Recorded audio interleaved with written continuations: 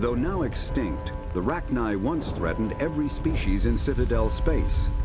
Over 2,000 years ago, explorers foolishly opened a mass relay to a previously unknown system and encountered something never seen before or since, a species of spacefaring insects guided by a hive mind intelligence.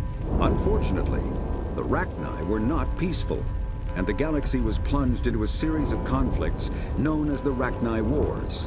Attempts to negotiate were futile, as it was impossible to make contact with the hive queens that guided the race from beneath the surface of their toxic home world. The emergence of the Krogan ended the Rachni Wars. Bred to survive the harshest environments, the Krogan were able to strike at the queens in their lairs and reclaim conquered Council worlds.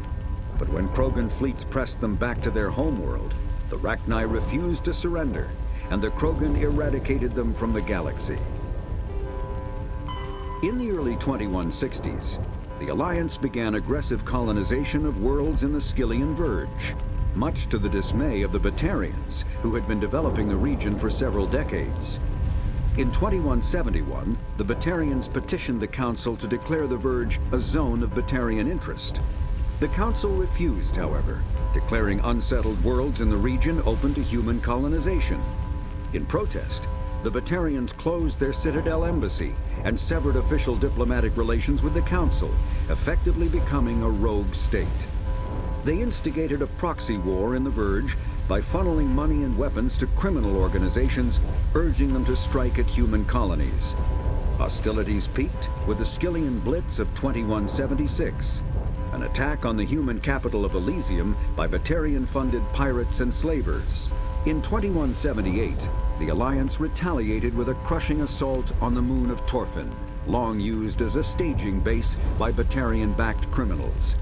In the aftermath, the Batarians retreated into their own systems and are now rarely seen in Citadel space. The Hanar are a Citadel species known for excessive politeness. They speak with scrupulous precision and take offense at improper language. Hanar that expect to deal with other species take special courses to help them unlearn their tendency to take offense at improper speech. All Hanar have two names. The face name is known to the world. The soul name is kept for use among close friends and relations. Hanar never refer to themselves in the first person in conversation with someone they know on a face name basis.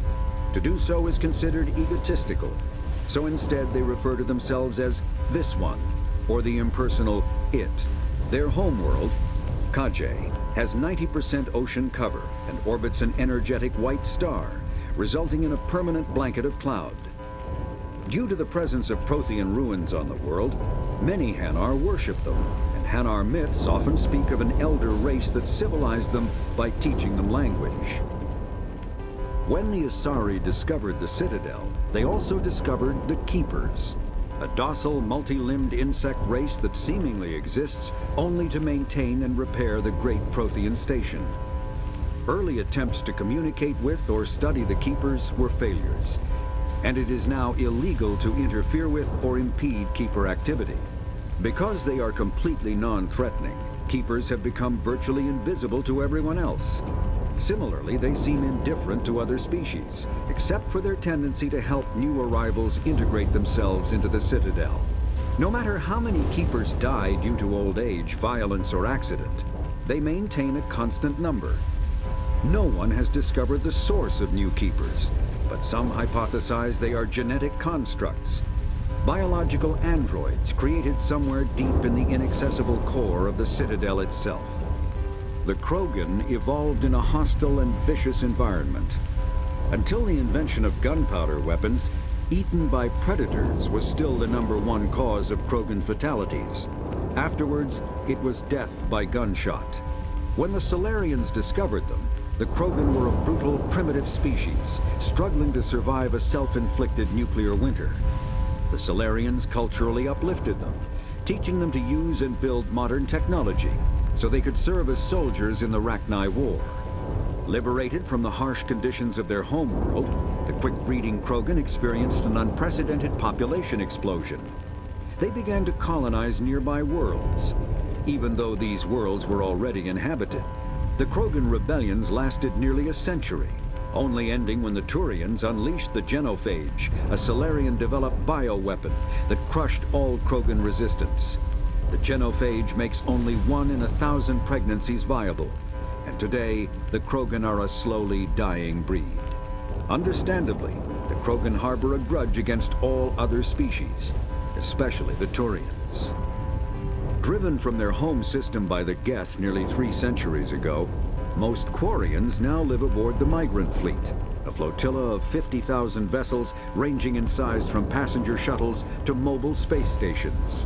Home to 17 million Quarians, the flotilla understandably has scarce resources. Because of this, each Quarian must go on a rite of passage known as the pilgrimage when they come of age. They leave the fleet and only return once they have found something of value they can bring back to their people. Other species tend to look down on the Quarians for creating the Geth and for the negative impact their fleet has when it enters a system. This has led to many myths and rumors about the Quarians, including the belief that underneath their clothes and breathing masks, they are actually cybernetic creatures, a combination of organic and synthetic parts. After the Geth secure a location, they round up an impaled dead and thresher maws are subterranean carnivores that spend their entire lives eating or searching for something to eat.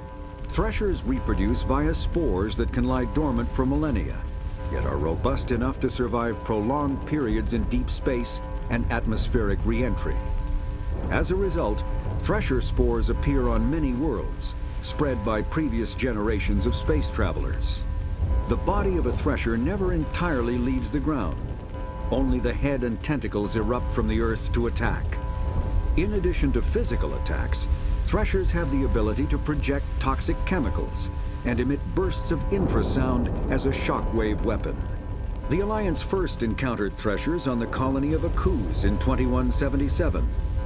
After contact was lost with the Pioneer team, Marine units were deployed to investigate. The shore parties were set upon by hungry threshers, and nearly the entire assault force was killed. Alliance forces recommend engaging threshers with vehicle-mounted heavy weapons. Varan are omnivores with a preference for living prey.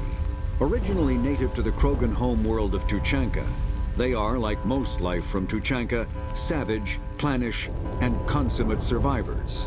They are pack hunters when vulnerable prey is readily available, and become scavengers when outnumbered or outclassed. Their supreme adaptability, vicious demeanor, and rapid breeding cycle have made them ubiquitous and dangerous pests on many worlds. Virtually everywhere the Krogan have been, Varan infestations have followed, wreaking havoc with the native ecology. The Krogan have had a love-hate relationship with Varan for millennia, alternately fighting them for territory and embracing them as treasured companions. To this day, Krogan raise them as beasts of war. One of the common subgenus of Varan has metallic silver scales, leading to the rather unusual nickname, fish dogs. The Citadel is an ancient deep space station. Citadel space is an unofficial term referring to any region of space controlled by a species that acknowledges the authority of the Citadel Council. At first glance, it appears this territory encompasses most of the galaxy. In reality, however, less than 1% of the stars have been explored. Even Mass Effect FTL drive is slow relative to the volume of the galaxy. Empty space and systems without suitable drive discharge sites are barriers to exploration. Only the mass relays allow ships to jump hundreds of light years in an instant, the key to expanding across an otherwise impassable galaxy. Whenever a new relay is activated, the destination system is rapidly developed. From that hub, FTL drive is used to expand to nearby star clusters. The result is a number of densely developed clusters, thinly spread across the vast expanse of space, connected by the mass relay network. The home world and capital of humanity is entering a new golden age. The resource wealth of a dozen settled colonies and 100 industrial outposts flows back to Earth, fueling great works of industry, commerce, and art. The great cities are greening as arcology, skyscrapers, and telecommuting allow more efficient use of land. Earth is still divided among nation-states, though all are affiliated beneath the overarching banner of the Systems Alliance. While every human enjoys a longer and better life than ever, the gap between rich and poor widens daily. Advanced nations have eliminated most genetic disease and pollution. Less fortunate regions have not progressed beyond 20th century technology and are often smog-choked, overpopulated slums. Sea levels have risen 2 meters in the last 200 years, and violent weather is common due to environmental damage inflicted during the late 21st century. The past few decades, however, have seen significant improvement due to recent technological advances. Pharos is a habitable world in the Attican Beta Cluster. 2/3 of the habitable surface is covered with the ruins of a crumbling Prothean megatropolis. In the millennia since the Prothean extinction, the ruins have been repeatedly picked over by looters many times. Pharos was considered a poor prospect for colonization, as little open ground remains for agriculture. The only sizable freshwater sources are the poles, which are tapped by the decaying Prothean aqueduct systems. The dead cities, while in good condition considering their antiquity, are of uncertain stability.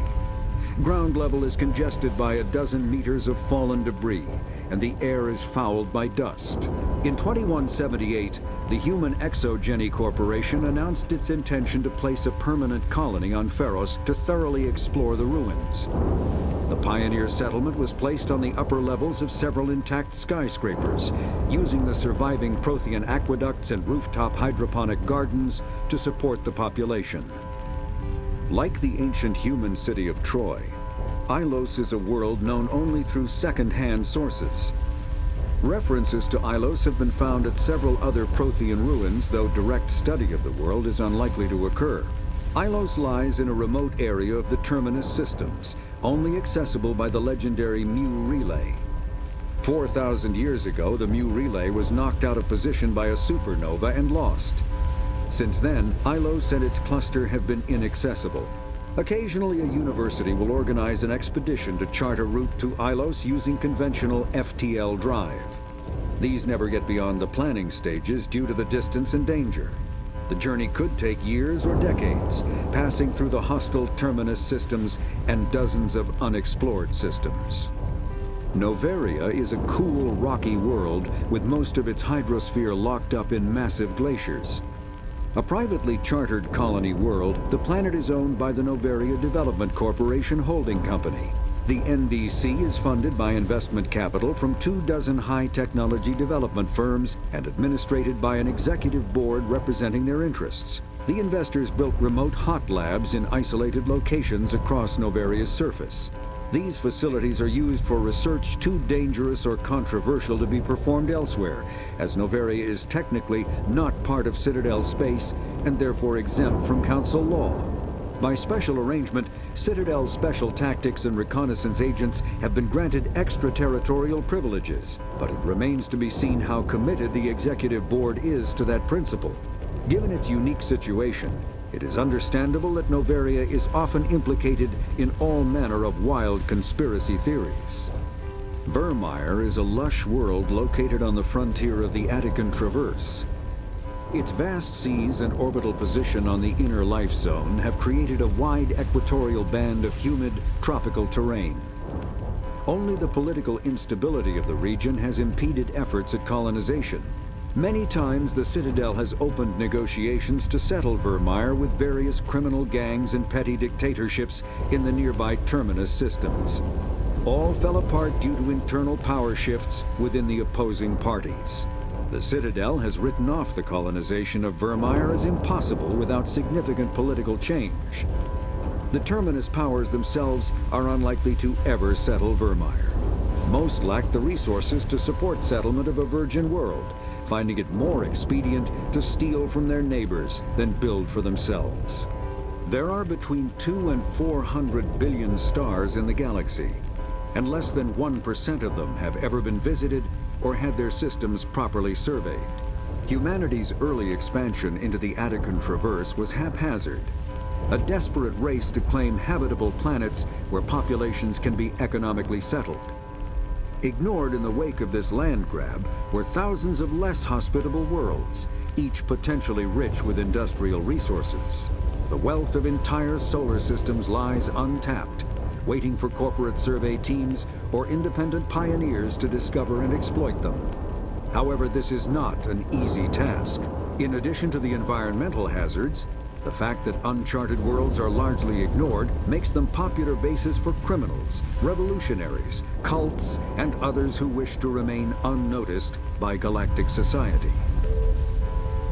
Faster-than-light drives use element zero cores to reduce.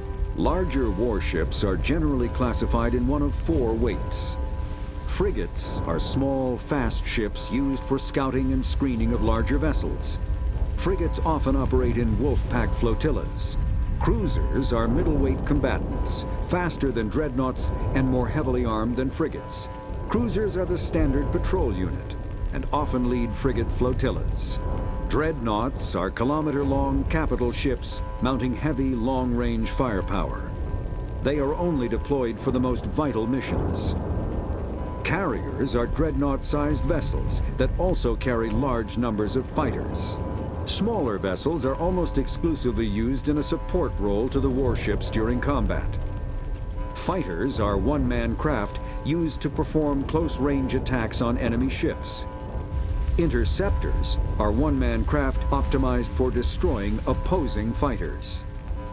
The Normandy is a prototype starship developed by the Human Systems Alliance with the assistance of the Citadel Council. It is optimized for scouting and reconnaissance missions in unstable regions using state-of-the-art stealth technology. For most ships, the heat generated through standard operations is easily detectable against the absolute zero background of space. The Normandy, however, is able to temporarily sink this heat within the hull. Combined with refrigeration of the exterior hull, the ship can travel undetected for hours or drift passively for days of covert observation. This is not without risk. The stored heat must eventually be radiated, or it will build to levels capable of cooking the crew alive. Another component of the stealth system is the Normandy's revolutionary Tantalus drive, a Mass Effect core twice the standard size. The Tantalus drive generates mass concentrations that the Normandy falls into, allowing it to move without the use of heat-emitting thrusters. Sovereign is the flagship of the rogue Spectre's Saren. An enormous dreadnought larger than any other ship in any known fleet, it is crewed with both Geth and Krogan. At 2 kilometers long, its spinal-mounted main gun is likely capable of penetrating another dreadnought's kinetic barriers with a single shot. How Saren acquired this incredible warship is unknown. The prevailing opinion is that Sovereign is a Geth construct, while others believe it is a Prothean relic. Its design, however, hints at a more alien and mysterious origin. The attack on Eden Prime demonstrated Sovereign's ability to generate mass effect fields powerful enough to land on a planetary surface. This implies it has a massive Element Zero core and the ability to generate staggering amounts of power. Ship mobility dominates space combat. The primary objective is to align the mass accelerator along the bow with the opposing vessel's broadside. Battles typically play out as artillery duels, fought at ranges measured in thousands of kilometers, though assaults through defended mass relays often occur at knife fight ranges, as close as a few dozen kilometers. Most ship-to-ship engagements are skirmishes between patrol vessels of cruiser weight and below, with dreadnoughts and carriers only deployed in full-scale fleet actions. Battles in open space are short and often inconclusive, as the weaker opponent typically disengages.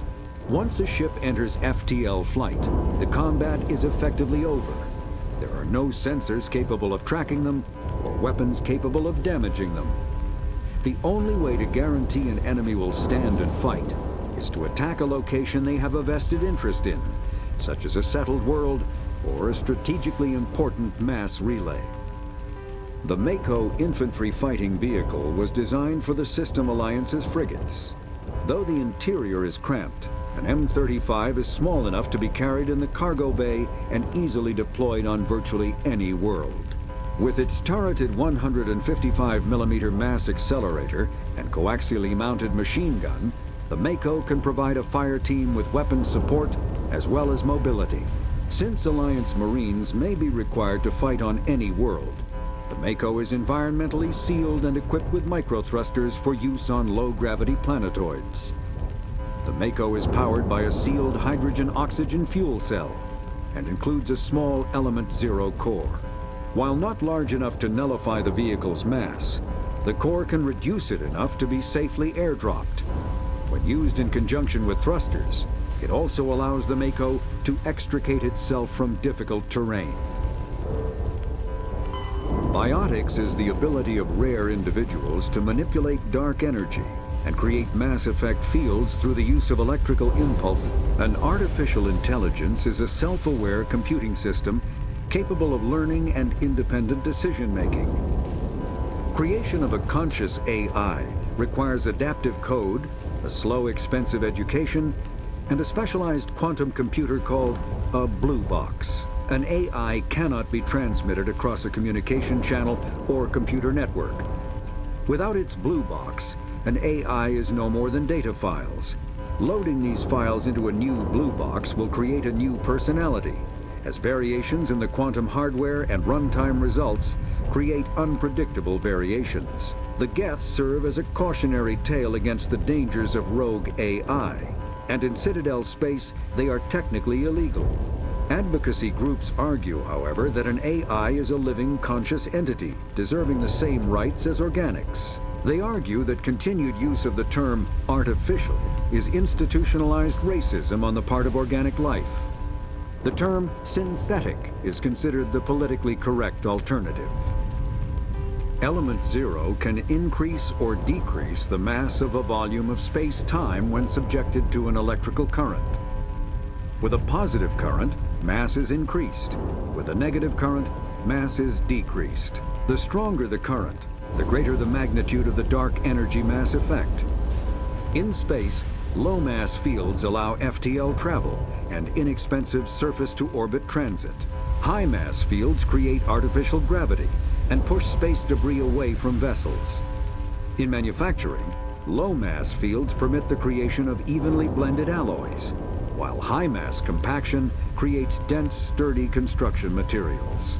The military makes extensive use of mobility-enhancing technologies, with mass effect utilizing fighting vehicles standard frontline issue in most military forces. Mass effect fields are also essential in the creation of kinetic barriers or shields to protect against enemy fire. Mass relays are feats of Prothean engineering advanced far beyond the technology of any living species. They are enormous structures scattered throughout the stars and can create corridors of virtually mass-free space, allowing instantaneous transit between locations separated by years or even centuries of travel using conventional FTL drives. Primary mass relays can propel ships thousands of light years, often from one spiral arm of the galaxy to another. However, they have fixed one-to-one connections. A primary relay connects to one other primary relay and nowhere else. Secondary relays can only propel ships across a few hundred light years. However, they are omnidirectional. A secondary relay can send a ship to any other relay within its limited range. There are many dormant primary relays whose corresponding twins have not yet been located. These are left inactive until their partner is charted, as established civilizations are unwilling to blindly open a passage that might connect them to a hostile species. Omni-tools are handheld devices that combine a computer microframe, sensor analysis pack, and manufacturing fabricator. Versatile and reliable, an Omni-tool can be used to analyze and adjust the functionality of most standard equipment, including weapons and armor, from a distance. The fabrication module can rapidly assemble small three-dimensional objects from common reusable industrial plastics, ceramics, and light alloys. This allows for field repairs and modifications to most standard items, as well as the reuse of salvaged equipment. Omni-tools are standard issue for soldiers and first-in colonists.